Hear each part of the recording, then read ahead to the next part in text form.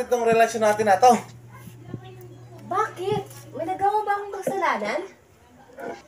Kasi, naisip ko na mas mahal ko pa rin yung asawa ko. Ha? Ako ang asawa mo? Ano yun? Ibig sabihin meron kang tabi?